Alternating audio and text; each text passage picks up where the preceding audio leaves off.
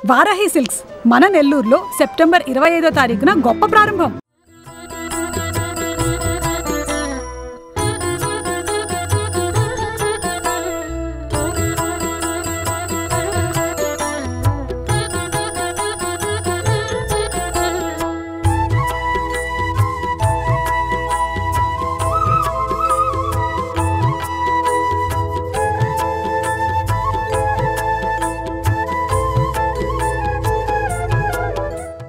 Dasara special ఎపిసోడ్కి స్వాగతం.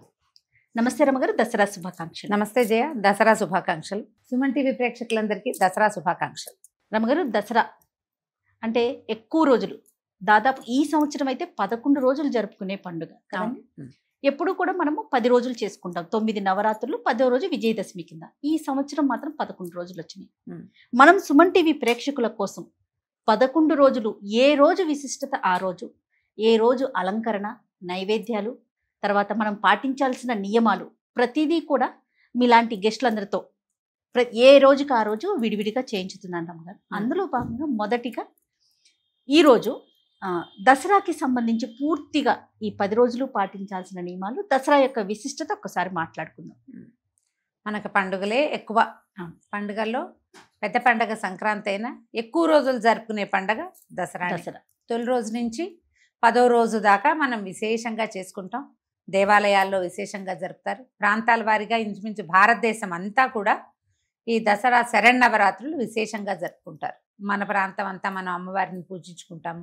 బొమ్మల కొలువులు అవి మనం పెట్టం, కానీ తమిళనాడు అంతా ఆ పక్కనంతా బొమ్మల కొలువులు పెట్టడం దసరాకి పెడతారండి. దసరాల్లో ఈ అమ్మవార్ల అలంకరణ విశేషంగా నవదుర్గలు అట్లా. మళ్ళీ ఈ పూజా విధానం కూడా ప్రాంతాల వారీగా చిన్న చిన్న తేడాలతోటి అంతా శక్తి పూజా విధానమే. సాత్వికమైన శక్తి పూజనం.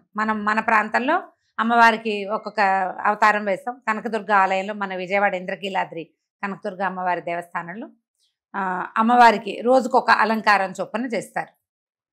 దసరా అవతారాలు అని. అక్కడి నుంచి మన శ్రీశైలంలో అమ్మవారి నవదుర్గా స్వరూపంలో చూస్తారు. అక్కడి నుంచి శృంగేరి పీఠాలు ఆ ప్రాంతం అంతా ఏం చేస్తారు, మాతలు వాళ్ళది వేరు, సప్తమాతృకలు. ఓకే, వాళ్ళది ఒక ప్రత్యేకమైన విధానం.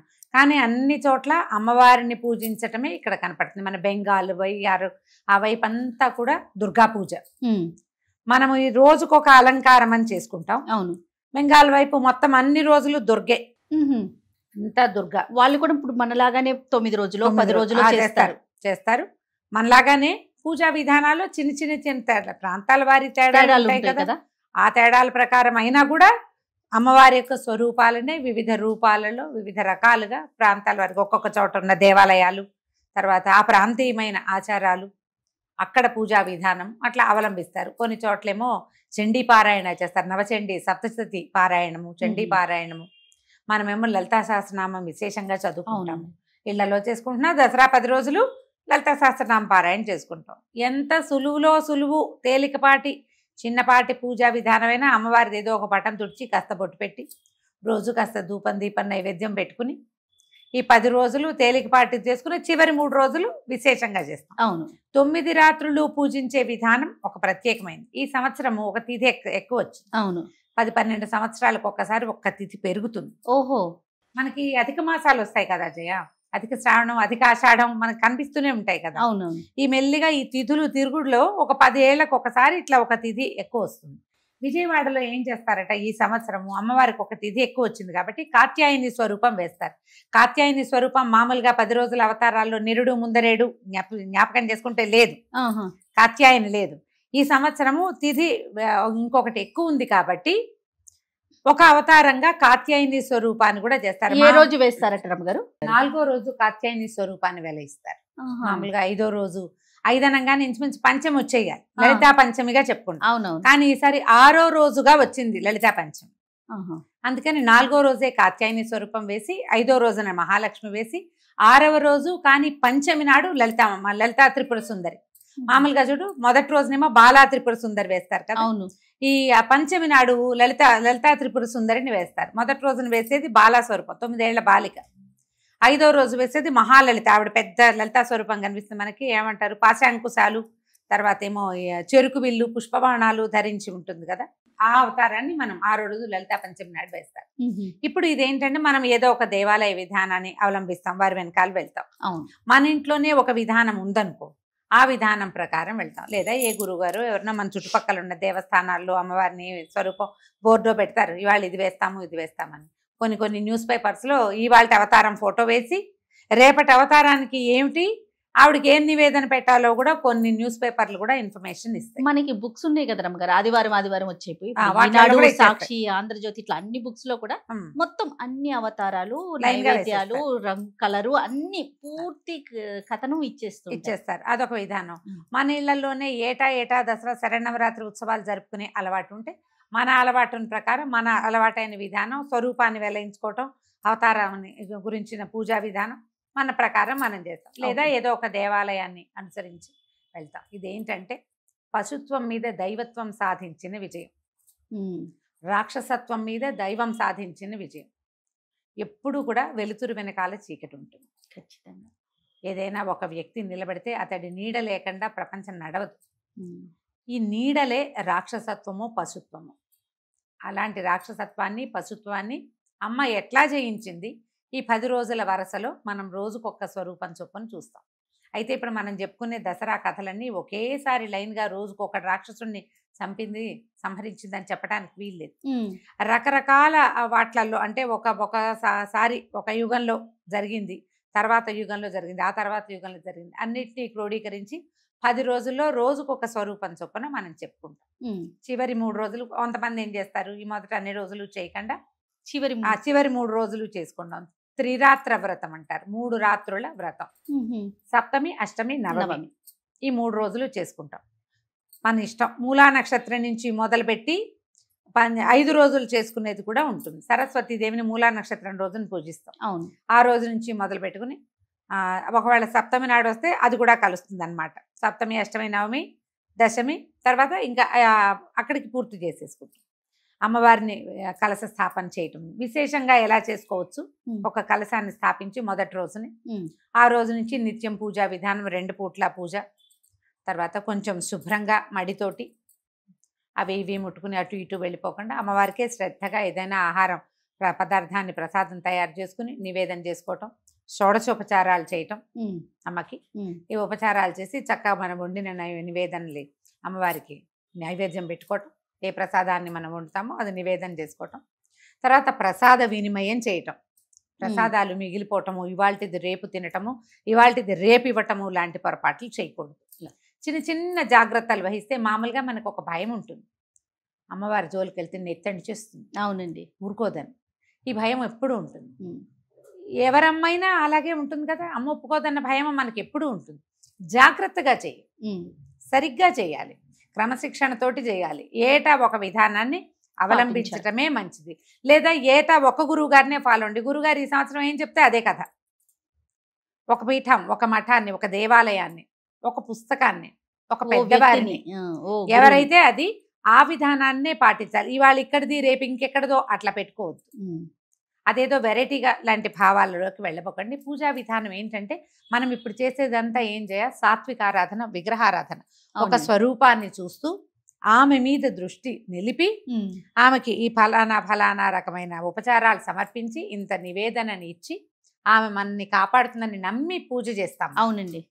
ఇప్పుడు ఏటా క్రమంగా ఏమవుతుంది, ఆ స్వరూపం అక్కడ లేకపోయినా విధానం అదే ఉంటుంది. ఖచ్చితంగా మనం అదే ఇప్పుడు విగ్రహారాధన ఎందుకు మొదలు పెట్టించారు, అసలు మన చేత మనకి ఇంత స్వరూపం లేకపోయినా పర్వాలేదు, దృష్టి నిలవాలి మనకి.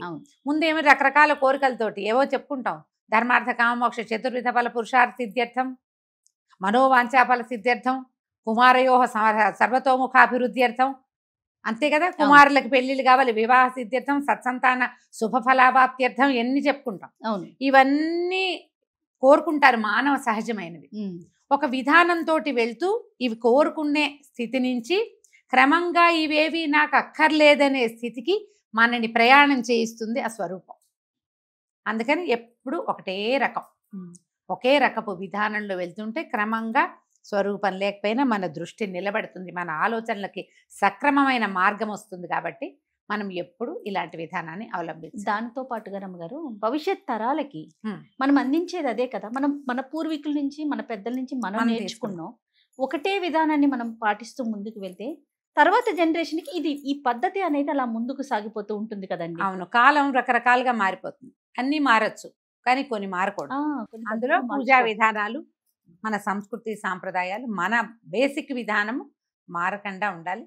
మీరు బొమ్మలు పెట్టుకోవచ్చు చక్కగా, రోజు కుమారి పూజ చేసుకోవచ్చు. ప్రతిరోజు ఒక్కొక్క బాలిక చొప్పున 9 రోజులు 9 మంది బాలికల్ని పూజించుకోవచ్చు, లేదా ఒకే రోజు కుమారి పూజ పెట్టుకోవచ్చు. రమ్మగారు పూజా విధానం ఏ విధంగా చేసుకోవాలంటారు? ఇప్పుడు ఎంత పెద్దదైనా చేసుకోవచ్చు. అంటే జయ. ఎక్కువ రోజులు ఉన్న విధానం కదా రమ్మగారు. ఉమ్. ప్రతిరోజు తల స్నానం చేసి దీపం పెట్టడం, ఉదయం సాయంత్రం పెట్టడం, ఇట్లా పాటించాలా? ప్రత్యేకమైన నియమాలు ఏమన్నా ఉన్నాయా అంటున్నా. నియమాలు 9 రోజులకి ఒకటే నియమం చేయాలి. మీరు 9 రోజులు, తొలి రోజు నుంచి 10వ రోజు దాకా పూజించి 11వ రోజున అపరాజిత పూజతోటి పరిసమాప్తం చేద్దాం, దీక్షలాగా తీసుకుందాము అంటే దీక్షా విధానం ప్రధానమైంది ఇందులో. చేయగలిగితే దీక్ష, మీరు ఏ నియమం పెట్టుకుంటే ఆ నియమం ఉల్లంఘించకుండా ఉండండి. ఏది పెట్టుకుంటే అది. మన ఇంట్లో ఉంది, కలసం పెట్టుకుంటాము, రోజు మడిగట్టుకుంటాము, 2 పూట్ల అమ్మవారికి షోడశోపచారాలు చేస్తాము. అమ్మవారు ఆవిడ ఏంటంటే శ్రీచక్ర నగర సామ్రాజ్ఞి, రాజుగారికి రాణిగారికి ఎన్ని జరుపుతామో అన్ని ఉపచారాలు సమర్పిస్తూ, చతుషష్ఠి ఉపచారాలు సమర్పిస్తూ పూజ చేసుకునే విధానం చేయొచ్చు. మేము అవకాశాన్ని బట్టి అఖండం పెట్టుకుంటారు కొన్ని ప్రాంతాల్లో. అఖండం పెడితే ఇది 10 రోజులు అఖండాన్ని సంరక్షించాలి. కలశం పెట్టుకుంటాం, కలశాన్ని సంరక్షించుకోవాలి, 2 పూట్ల పూజ చేసుకోవాలి. ఈ భోజనం అంటే అమ్మవారికి నివేదన చేసిన పదార్థాన్ని వినిమయం చేయాలి. ఎక్కువ మంది మన ఇంట్లో భోజనం చేసే పద్ధతి ఉండాలి, లేదా మన ఇంట్లో నుంచి అన్నం బయటికి వెళ్ళాలి. మీరు కుంకుమార్చన లాంటివి విశేషంగా చేస్తే ఆ విశేషానికి తగినట్టుగా అన్న సమారాధన చేసుకోవాలి. ఇప్పుడు ఎంత గ్రాండ్గా పెద్దదిగా జాగ్రత్తగాను చేయొచ్చు, జాగ్రత్తగా సింపుల్ గాను చేసుకోవచ్చు, మన వెసులుబాటుని బట్టి. ఇప్పుడు అంత పెద్దగా చేయలేమనుకో, రోజువారీ లలితా సహస్రనామమో లేదా ఖడ్గమాలో మీకు ఏది చేత వస్తే అది అమ్మవారి యొక్క నామావళి ఏదో ఒకటి అష్టోత్తరమైనా చెప్పుకోండి. ఓ దీపారాధన చేసుకోవటం, అమ్మవారికి పువ్వులు గంధము సమర్పించడం, ధూపం దీపం, ఏదైనా నైవేద్యం. అమ్మవారికి అన్నాహారం చాలా ఇష్టం, ఆమె అన్న ప్రీతి కలిగింది. అందుకని ఏం చేయటము, పాయసము, పులిహోర, పెసరపప్పు వేసిన అన్నము, పూలగము, గుడ అన్నము, పులిహోర, ఏదో ఒకటి కొద్దిగా అంత నివేదన చేయండి. ఈ నివేదనని ఖర్చు పెట్టండి. మనం ఇంట్లోనే ఎక్కువ 5-6 ఉంటే సరిపోతుంది. ఎవరికైనా ప్రసాదంగా పెట్టుకోండి. ఇప్పుడు ఇది కూడా మన వల్ల కాదు, అది చేయలేమనుకో, రోజు ఒక పండో ఫలము నివేదన. మీరు పెద్దదిగా చేసినా చిన్నదిగా చేసినా ఒక బేసిక్ ఏముంటాయి, పెసరపప్పు వేసిన పులగమన్నం అంత కప్పు, తర్వాత అంత పానకం, కొద్దిగా వడపప్పు నివేదన చేస్తే ఏంటంటే అమ్మవారిది ఉగ్రకళ కలిగి ఉంటుంది కాబట్టి ఎంతో కొంత మనం చదివితే ఆమె వేడి పెరుగుతుందని చల్లబరచడం కోసం ఇవి పెడతారు. వీటిని నివేదన చేసుకోవటం, చక్క ప్రసాదం తీర్థం పుచ్చుకోవటం, పొద్దున్నే చేసుకుని చకచకా చేసేసుకోండి. కొంచెం పొద్దున్నే లేవటం. సాధారణ నియమాలు ఏంటంటే ఏకభుక్తము, భూసైనము, బ్రహ్మచర్యము. ఏకభుక్తం అంటే పొద్దుటిపూట ఏదో మీరు ప్రసాదం కనుక పుచ్చుకుంటే పనికొస్తుంది, ఇబ్బంది ఏం లేదు. మనం పొద్దున్న నివేదన పెట్టింది పుచ్చుకోవచ్చు, ప్రసాదం తీసుకుంటే అది ఏకభుక్తం కిందకే వస్తుంది. రాత్రిపూట చుక్కలు చూసాక పూజ చేసేసుకుని రాత్రికి పూర్తిగా వంట చేసుకుని అమ్మవారికి నివేదన చేసుకుని భోజనం చేసేసేయచ్చు. మీరు ఏది పెట్టుకుంటే అది, ఎంత నియమం పెట్టుకుంటే ఆ నియమం ప్రకారం వెళ్ళండి. తాంబూలం ఇవ్వటం లాంటి నియమం ఏమన్నా ఉంటుందండి? తప్పకుండా. ఈ దసరాలో ఏంటంటే దేవీ ప్రసన్నత ఎక్కువగా ఉంటుంది. మామూలుగా జయ మనకి శరత్కాలం, ఈ శరత్కాలపు చంద్రుడు అతిపెద్దవాడు. అవును కదా, శరత్కాలపు వెన్నెల చాలా చల్లగా ఉంటుంది, చంద్రుడు తెల్లగా ఉంటాడు. ఎందుకని, ఈ సీజన్లో శరత్కాలంలో చంద్రుడు భూమికి దగ్గరగా వస్తాడు. అప్పుడు అమ్మవారి యొక్క కరుణ మన మీద ఎక్కువగా ఉంటుంది.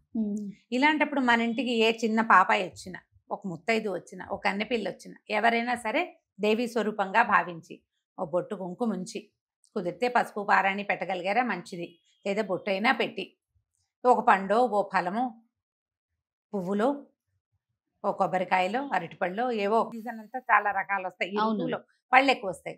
ఈ కాలంలో దొరికేటువంటి ఏ పండునైనా మీరు తాంబూలము వక్కలతో కలిపిస్తే మహత్తరం మంచిది. తాంబూలాలు అవి పెట్టుకోలేదు, పళ్ళు అయితే ఉన్నాయి, తప్పకుండా వచ్చిన వాళ్ళకి బొట్టు పెట్టండి, ఓ పండో ఫలమో చేతిలో పెట్టండి. ఇది నియమంగా. అంటే ఇప్పుడు మనం వరలక్ష్మి వ్రతాలు ఎట్లా చేస్తాం, శ్రావణ మాసంలో విశేషంగా లక్ష్మీదేవి వచ్చినట్టుగా ఇప్పుడు అమ్మవారి నడిచి వచ్చిందని భావించండి.